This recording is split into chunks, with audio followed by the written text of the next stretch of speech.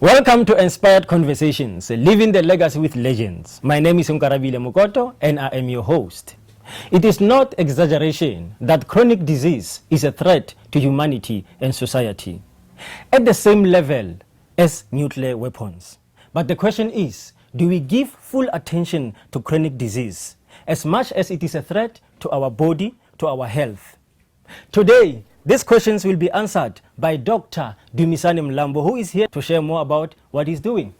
Say, thank you so much for coming to the show. Thank you very much. And you are so welcome. Thank you so much. Yes. Let's talk about Dr. Dumisani. Who is Dr. Dumisani? Okay.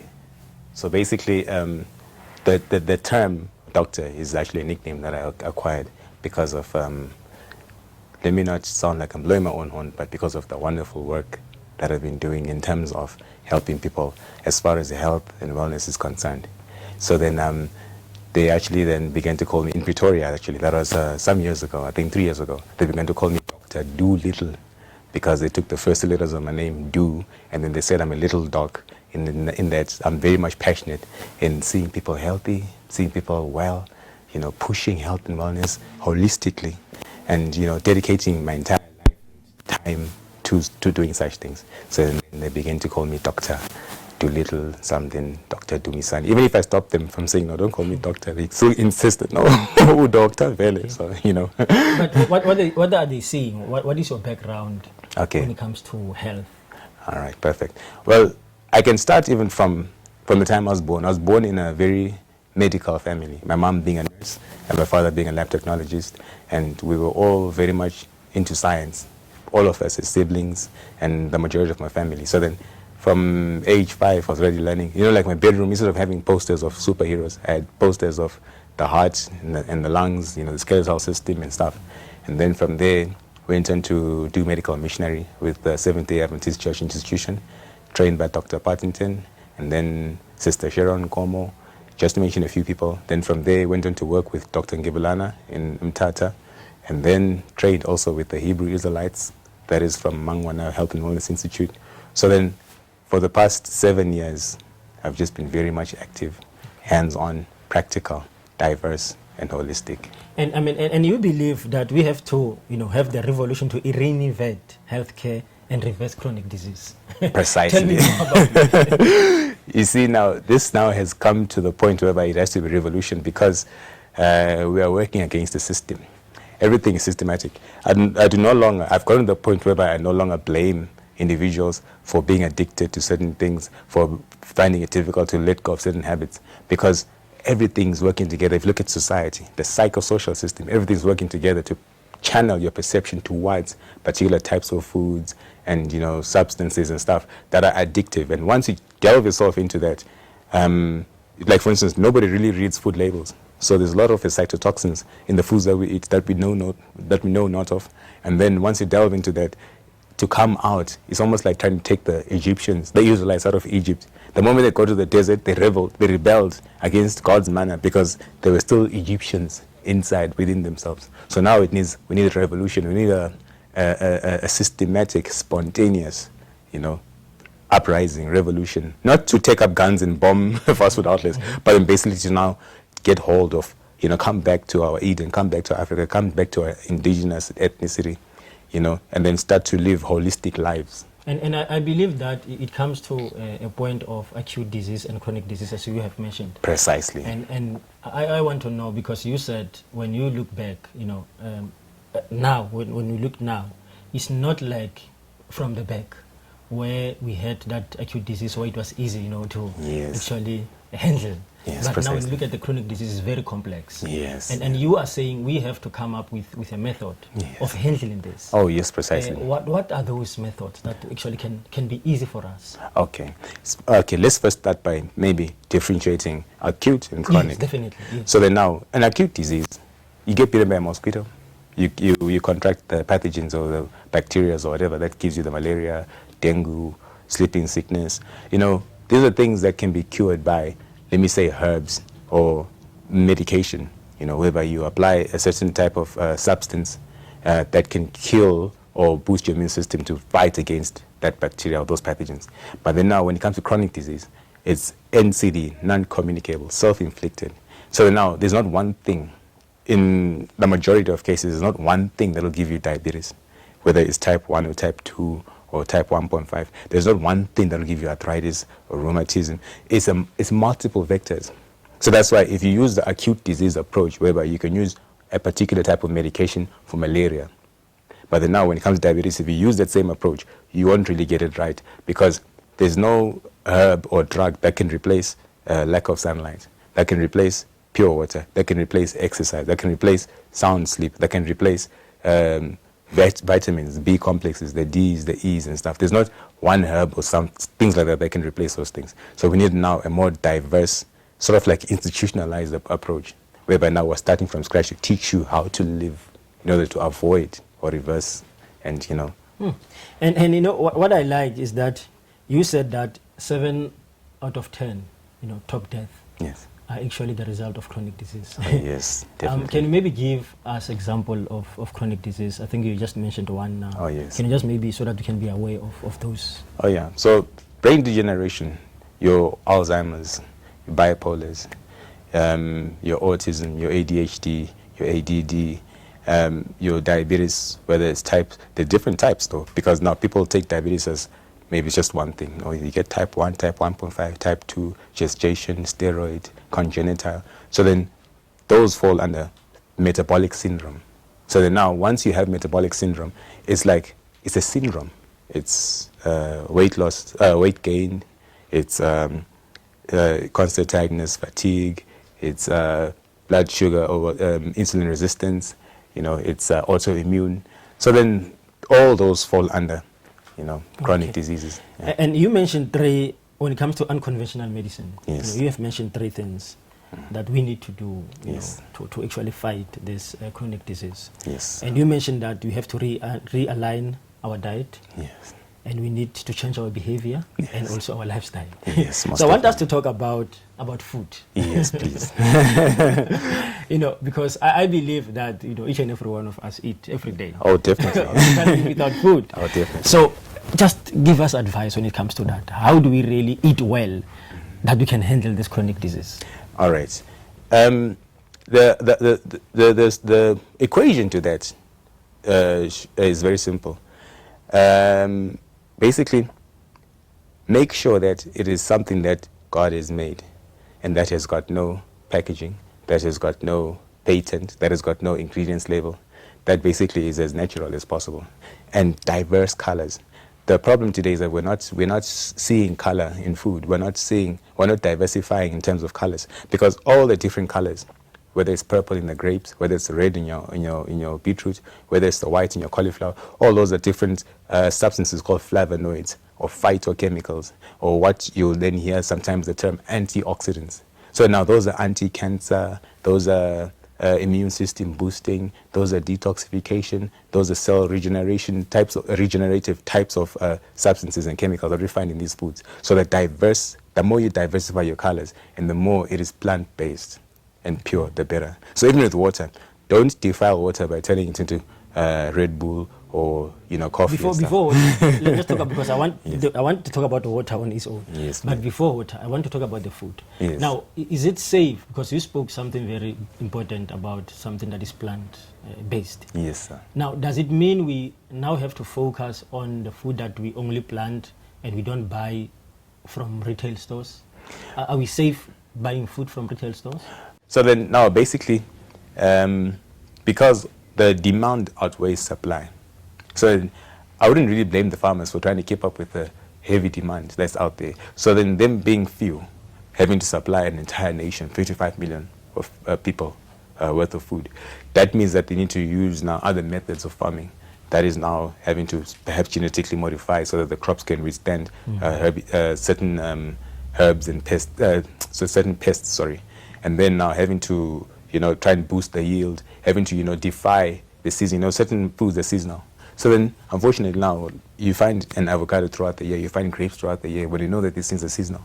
So then we are then perhaps better off growing our own food, or perhaps even using a different approach. Perhaps let's support the subsistence farmers, the small-scale farmers, who perhaps grow something for their families. Maybe they've got half an acre, and you know that now these people are going to grow maize in due time. when the season has come for reaping, they reap the maize. So now in the shops you'll find maybe the price for maize meal comes down, and then also the supply as well is enough. If not, if the season for maize is over, maybe another grain is there, then that grain should be supplied as well. So then we should now then diversify, maybe look to small-scale subsistence farmers as our suppliers. Then So, perhaps, do you think it's somehow ignorance, maybe from us as people? Because I mean, we know exactly, the importance of what you are saying of eating those plant-based food. Yes. But somehow, I don't know, is it laziness of maybe we don't want to grow things ourselves, or we are so busy, or we don't care? Well, I'll say, living in the era, with the way the world is moving so fast, and now we get all these types of industrial revolutions. Now we're in the fourth. So everything is basically technological, commercial, and, virtual. So then what we're being bombarded with is whether it's films, whether it's adverts, whether it's an education system or what, that takes us away from the love or the passion to grow our own food, farming and this and that. Yeah. I mean, for example, you look at most of the music videos, nobody who has ever sang about farming or promotes farming in the musical videos. No. So then I wouldn't say it's laziness, it's just a shift of attention and passion from one to another. We make the best dancers. But then imagine if we channel that dancing energy to farming. Who'll make the best farmers? Exactly. So that's what you are saying is important, and I don't want to talk about farming because farming is a topic of its own. Oh, yeah. But I remember I was talking to one guest, and we spoke about farming, and one of the things that we spoke about is that is lack of knowledge or ignorance, however, because sometimes when you go to farming, we classify you in this world that you're not educated. We classify people who are educated like a doctor, a nurse, a teacher, a lawyer, but if you are a farmer, we have this stereotype that you're not educated, and somehow that thing has killed actually the importance of farming. People are not going into farming because of that. But as I'm saying, I don't want us to talk about that. Oh, no problem. Let's talk about water. Yes, that's one of the things that we actually encourage. Oh, yes. I want us to talk about, because today when I'm thirsty, I want to drink Coke or juice. I don't think of water. Yes. Tell us the importance about that. All right. You see, your body is calibrated to only accept what the maker, the creator, depending on whoever your creator is, to take in, digest, assimilate, absorb, and utilize.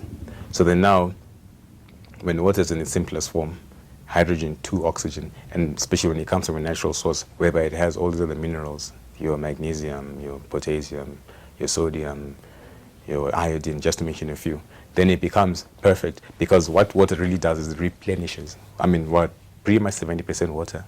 Everything, all your body systems, they need water to function. So then now, what the water does is replenishes, and then it also oils up, if they like for a better term, your organs to manufacture and to actually function properly. So then now, when we begin to defile the water, we add certain substances in, say, fizzy drinks or energy drinks, that will then disturb the chemical processes in the body. Sometimes maybe they have a diuretic, what is known as a diuretic effect, whereby you urinate a lot, and as you do so, you expel out a lot of electrolytes, then you have an electrolyte imbalance. So then now, when water comes in its purest and simple form, the better. So when we actually attain or attend to life in its simplicity, purest and simple form, the better our bodies function. And it's so amazing that sometimes it's not, if I can put it, it's not easy to drink water instead of drinking like soda. Yeah, exactly, like a soft drink. And most of the time we only drink water when we are thirsty, and I don't think that's how it's gonna actually be effective if we only drink it like that. Yes. We actually need to drink it even if you don't feel like drinking water. Most definitely, this is the habit. Exactly, So we really need those basics, and those are the basics that if we can put into practice, as you are saying, I believe we'll live a healthy life. Oh, yes. You spoke about the lifestyle. I'm not sure if food and, as you are saying, also fall under lifestyle, or is there anything that you can maybe talk about when it comes to lifestyle? Oh yes, food falls under lifestyle. Lifestyle is something holistic in general. So then it's how the style in which you live, the style that your life follows. So then we all need to eat. We all eat. So that's part of a lifestyle. We need to work. That's part of a lifestyle. So how do you work? What type of work do you do?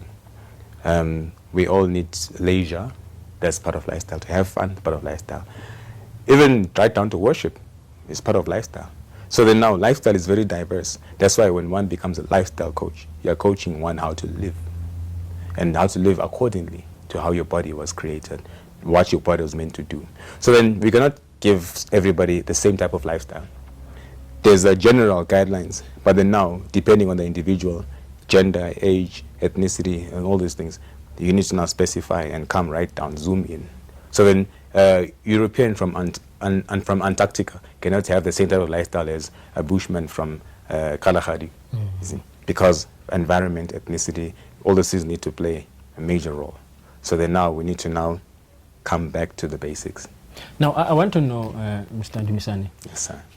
As a health coach, who do you coach when it comes to this unconventional medicine?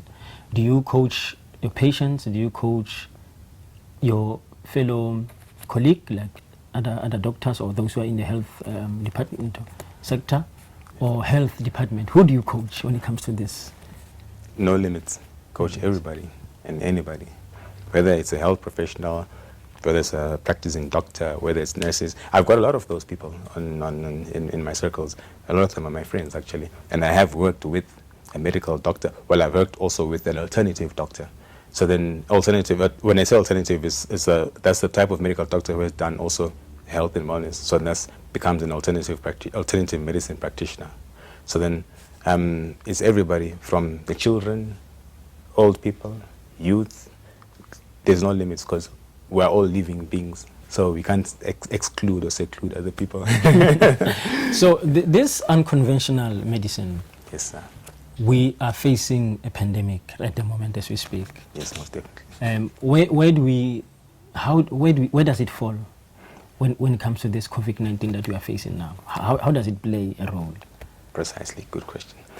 Now, most people who get tested positive are told to go home, quarantine themselves. So what do you do when you're home and quarantining yourself? In order to avoid a situation whereby perhaps the virus begins to really attack you and things go bad, that you might end up going to the hospital and even facing death. So now that's when lifestyle coaching comes into play. When you're at home, try as much as possible to exercise, be active, go outdoors, expose your skin, your body to the sun so that you can manufacture the vitamin D. Eat well-balanced, diversified, mainly plant-based, organic type of food. Get into a new habit of perhaps gardening, sleep in time, drink water in time. It's like when they tell you to go and quarantine yourself at home for 14 days or so, that's like pretty much giving you a leave vacation.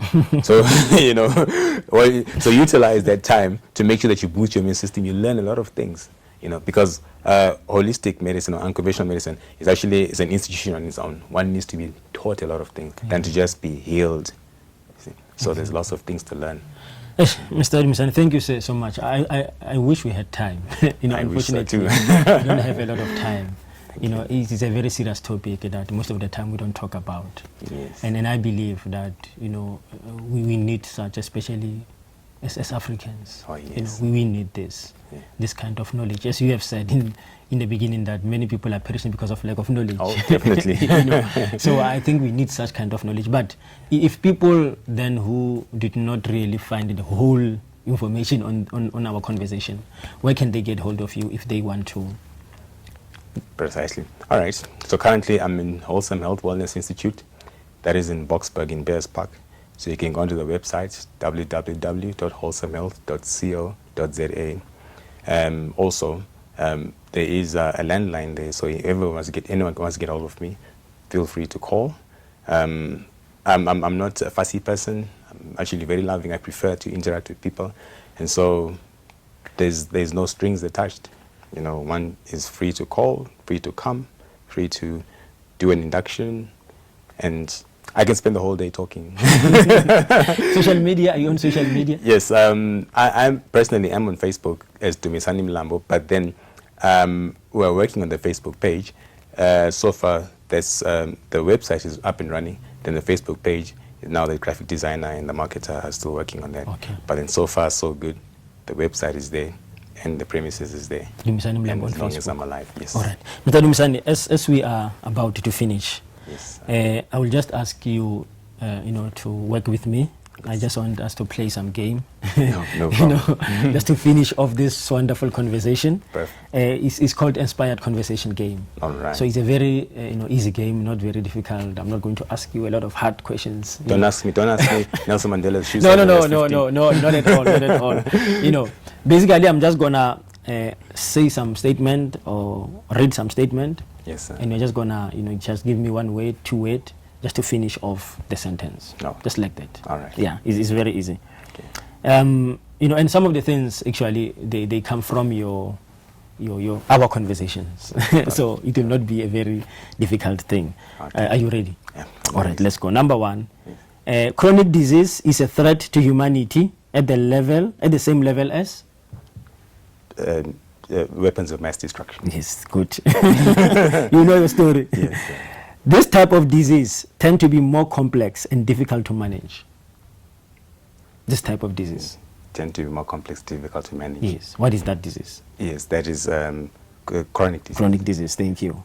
A medical doctor or a lawyer? Medical doctor. Okay. Health and wellness lifestyle coach. Okay. If you're not in health, what were you going to be? I was so much into construction and property owning. So then I'd have been perhaps something of a real estate. But this is my calling. This is where you want to see yourself. Yes. Thank you, sir, for your presence. Thank you for your knowledge and encouragement and motivation, everything. So I really believe that we will get hold of you, as you have given us your contacts, where can we get hold of you? So because we need this, Unfortunately, these few minutes cannot actually finish what you have for us. But thank you so much for coming, and we actually wish all the best for you. Thank you so much. Thank you for having me here, and thank you so much. You're welcome, sir. Ladies and gentlemen, you are watching Inspired Conversations, Living the Legacy with Legends. My name is Unkarabile Wisdom Mokoto, and I'm saying to you, let's meet next time on the same place, same time, Global Conference TV. The journey continues.